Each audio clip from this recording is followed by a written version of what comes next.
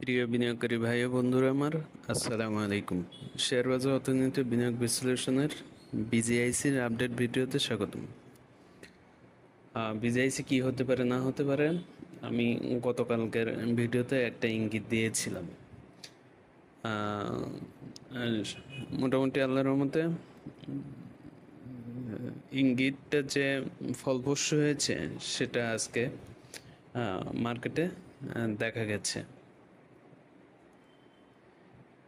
আজকে যদিও সামগ্রিকভাবে মার্কেটে সেল প্রেশার বিদ্যমান ছিল, তারপরেও আমি বিজিআইসি পার্টিকুলারলি বলেছিলাম যে কি হতে পারে না হতে পারে। আর আপনারা সবাই অবগত যে আমি আসলে এখানে এই উন্মুক্ত প্ল্যাটফর্মে আমি সেটাই আপডেট দিই বা সেটা নিয়ে বলি। আমি যে জিনিসটা এক্সিকিউট করি বা আমার এক্সিকিউট করার ইচ্ছা থাকে, সেইটা ট্রেডিং প্ল্যানের ইচ্ছা থেকে আমি সেইটাই আপডেট দিই।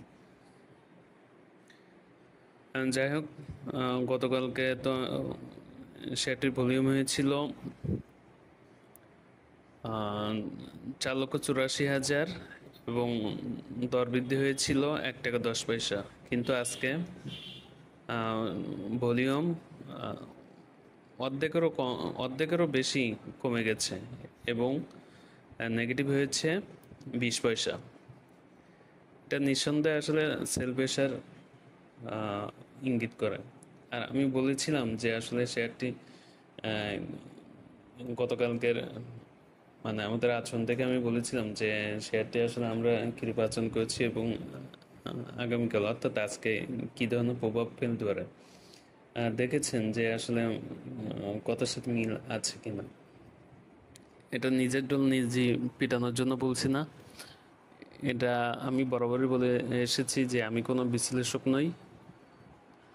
আমি শুধুমাত্র দিন শেষে বোঝার চেষ্টা করি যে অ্যাকচুয়ালি কী ধরনের আচরণ করেছি এবং কী ধরনের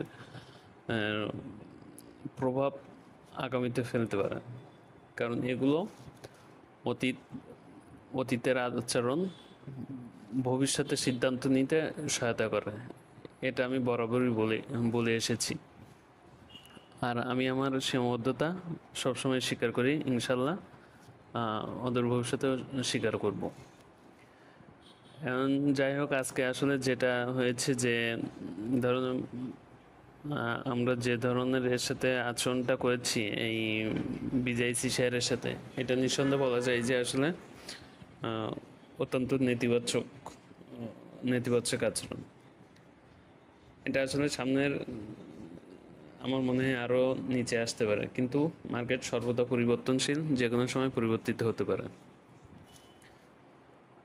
এখন আগে বলেছি যে এটা মেজর রেজিস্ট্যান্স জোন আছে 33.50 থেকে 34 টাকা। আপনারা গতকালকেও দেখেছিলেন যে 34 টাকা 70 পয়সা উঠে আবার আমরা কততে ক্লোজ করেছিল, এটা 33.80-তে ক্লোজ করেছিল, এটা আমরা সকলে অবগত। এবং আজকেও দেখেছেন যে ওপেন হয়েছিল 34.40-এ, কিন্তু সেখান থেকে আমরা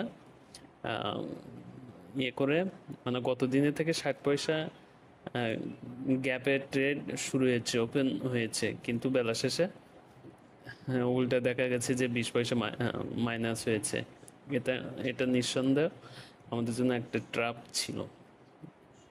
ওপেনিং ট্রেডটা আমাদের জন্য নিঃসন্দেহে ট্র্যাপ ছিল। যদিওবা ট্রেডিং আমরা কয়েকবার চেষ্টা করেছি প্রাইসটা ধরে রাখার কারণে, কিন্তু অত্যাধিক সেল প্রেশারের কারণে সেটা সম্ভবপর হয়নি।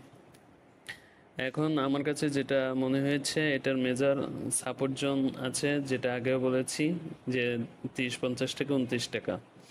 এখন এই জোন আগামীকালকে, আর রেজিস্ট্যান্স আছে হচ্ছে 33.50 থেকে 34 টাকা। এই জোনটা অর্থাৎ 33.50 থেকে 34 টাকা, এই জোনটা ভাঙতে তো পারে নাই, উল্টা হচ্ছে কমে গেছে। আর এখন আগামীকালকে যদি এটা কমে আসে, যদি কমে তাহলে আমাদের জন্য হয়তো 29 থেকে 30 টাকা 50 পয়সা এর ভিতরে আবার শেয়ারটা হয়তো নেমে আসতে পারে, আসার সম্ভাবনা আছে যদি আগামীকালকে এটা নেগেটিভ হয়ে থাকে হবে বলছি না, হতে পারে, হতে পারে, কারণ আজকের যে সামগ্রিক যে আচরণ আমার কাছে মনে হয়েছে যে এটা হয়তো হতে পারে। এখন আমার কাছে আমার হাতে যেটা আছে সেটা ম্যাচিউরড, আমি যে কোনো সময় সিদ্ধান্ত নিতে পারবো ইনশাল্লাহ। কারণ যদি দেখি খুব বেশি নেতিবাচক, আমি হয়তো যে কোনো সময়ই সিদ্ধান্ত নিব। এটা আমার অ্যাকচুয়ালি একবার নিজের ট্রেডিং পেলাম, প্রকাশ্যে শেয়ার করি আপনাদের সাথে, এই উন্মুক্ত প্ল্যাটফর্ম এখানে শেয়ার করি। আপনারা আপনাদের বিনিয়োগ নিজেদের সিদ্ধান্ত মোতাবেক নেবেন, কারোর দ্বারা প্রভাবিত হবেন না। ধন্যবাদ। আসসালামু আলাইকুম।